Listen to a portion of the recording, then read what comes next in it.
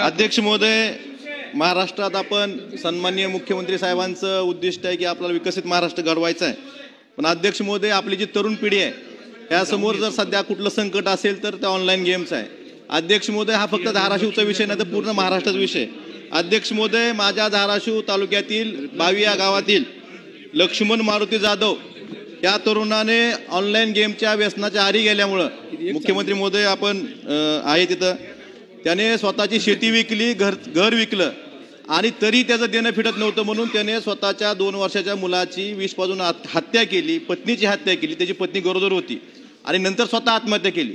अध्यक्ष महोदय, आपण महाराष्ट्रात हा फक्त आमच्या धाराशिवमध्ये असेल किंवा महाराष्ट्रात प्रत्येक ठिकाणी ऑनलाईन गेमच्या आहारी जाऊन तरुण खूप आहारी गेलेले आहेत आणि आत्महत्या करतायत, शेती विकावी लागते त्यांच्या पालकांना। अध्यक्ष महोदय, मी उत्तर वाचलं, आपण शासनाने दिलेलं उत्तर सांगितलं की ऑनलाईन गेमला शासनाकडनं कुठलीही परवानगी नाही। आणि खरं तर अध्यक्ष महोदय, मुख्यमंत्री साहेब संवेदनशील आहेत। हा प्रश्न फक्त माझ्या धाराशिवपुरता मर्यादित नाही, पूर्ण महाराष्ट्राचा प्रश्न आहे। इथं बसलेल्या प्रत्येक 288 आमदारांच्या मनात ही किंवा प्रत्येक पालकाच्या मनात हीच आहे की ऑनलाईन गेम थांबल्या पाहिजेत। अध्यक्ष महोदय, उत्तरात सांगितलंय की आपण जनजागृती करतोय। अध्यक्ष महोदय, मुख्यमंत्री महोदयांना माझी विनंती आहे, मुख्यमंत्री महोदय ही जनजागृतीच्या पुढे गेलेली गोष्ट आहे। त्यामुळं स्वर्गीय आर राबांनी जसा डान्स बार बंदीचा निर्णय घेतला होता तशीच अपेक्षा पूर्ण महाराष्ट्रातील जनतेच्या आपल्याकडनं आहे मुख्यमंत्री महोदय। त्यामुळे आपण आपल्या उत्तरात सांगितलं की आम्ही केंद्राला विनंती करतोय की कायदा करावा, परंतु जसं तेलंगणामध्ये बंदी आहे तसा कायदा आपण करावा आणि महाराष्ट्रातल्या प्रत्येक जिल्ह्यातल्या प्रत्येक पालकाची जी इच्छा आहे ऑनलाईन गेमच्या आहारी जाऊन त्यांची शेती विकावी लागती, रोज तरुण आत्महत्या करतोय। त्यामुळे माझी मुख्यमंत्री महोदयांना कळकळीची विनंती आहे की याबाबत आपण संवेदनशीलपणे निर्णय घेऊन ह्या ऑनलाईन गेमला महाराष्ट्रात बंदी आणावी। धन्यवाद अध्यक्ष महोदय। अध्यक्ष महोदय, सन्माननीय सदस्य कैलाश पाटील यांनी जो मुद्दा या ठिकाणी मांडलेला आहे त्याच्याबद्दल शासनाचे दुमत नाही।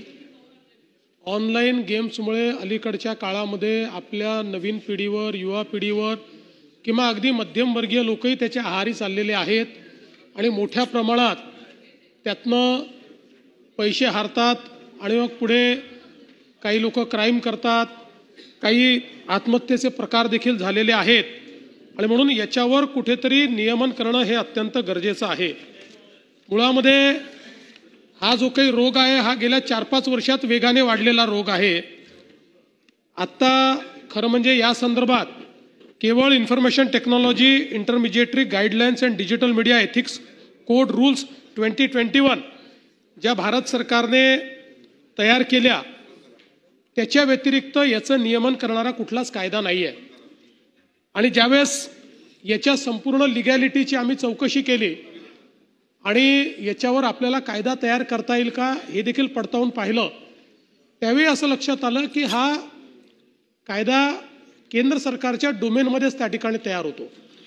याचं कारण काय आहे? जसं आपण म्हटलं डान्स बार बंदी, आता डान्स बार हा या राज्यात बार तयार होतो, त्या ठिकाणी आपल्याला तो बंद करता येतो।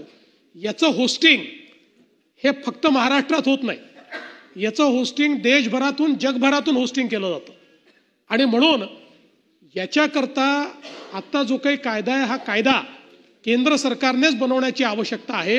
हा राज्य सरकार बनवू शकत नाही अशा प्रकारचा कायदा। कुठल्या राज्याने बनवला असेल तरी त्याला तो इफेक्टिव्हली, मला एक सांगा, 1 मिनिटाकरता सांगू की तेलंगणाने एखादा कायदा केला असेल असं तुम्ही म्हणताय, मी तर बघितलं नाही, मी आम्ही माहिती घेतली कुठल्याच राज्यात हा कायदा नाही आहे, तरी देखील इंटरनेटवर जाऊन कोणी खेळत असेल तर तेलंगणा त्याच्यावर काय कारवाई करेल? याचं कारण कायदा काय पाहिजे? कायदा हा गेम बंद करण्याकरता पाहिजे। तुम्ही खेळणाऱ्यावर कारवाई करून हा विषय संपणार नाही। हा गेम जर बंद करायचा असेल तर त्याचा कायदा एक्सक्लुझिव्हली केंद्र सरकार करू शकतं। मी स्वतः पत्रही लिहिलं आहे, मी त्या ठिकाणी IT मिनिस्टर साहेबांशी बोललो आहे। आता हे जे काही त्यांनी रूल्स तयार केलेले आहेत त्यांच्या मी लक्षात आणून दिलेलं आहे की केवळ या रूल्सच्या भरोशावर आपण याच्यावर नियमन करू शकत नाही। त्यामुळे केंद्र सरकारमध्येही आता हा गांभीर्याने विचार चाललेला आहे, आम्ही त्याचा पाठपुरावा करतोय आणि केंद्र सरकारकडनं अशा प्रकारचा कायदा झाला पाहिजे याचा पाठपुरावा राज्य सरकार करेल।